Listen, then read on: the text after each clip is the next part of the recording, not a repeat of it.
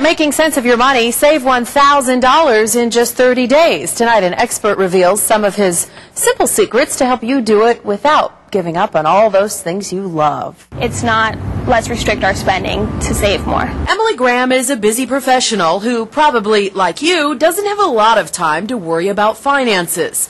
So when she found the advice of Ramit, Sethi, it made sense. Personal finance has a bad rap. He is not the type of financial expert who's going to make you ditch the things you love. You know what? It's a game. I'm going to try to spend extravagantly on the things I love as long as I cut costs mercilessly on the things I don't. He thinks telling you to lose your latte is stupid. It doesn't actually save that much money, and there's a cost.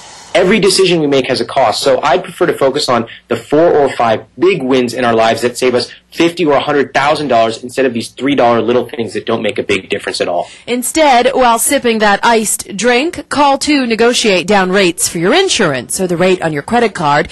He tells you just what to say in his book and his blog, and here's what else. Now, this sounds crazy, but in a study, what they found was that people overestimate how often they go to the gym. Instead, he says pay per use. He calls it the a la carte method, telling you to try it for 1 month for everything you can, from the gym to watching shows online and canceling your cable.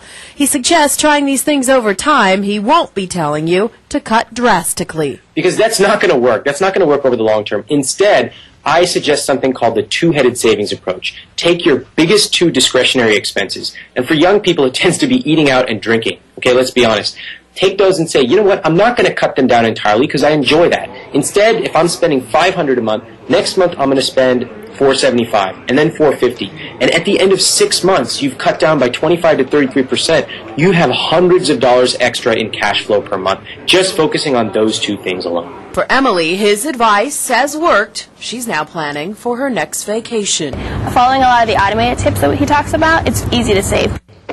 By the way, Ramit spent part of his childhood right here in Glendale. We've linked his blog and all the ways to save $1,000 in just 30 days from Ramit on ABC15.com.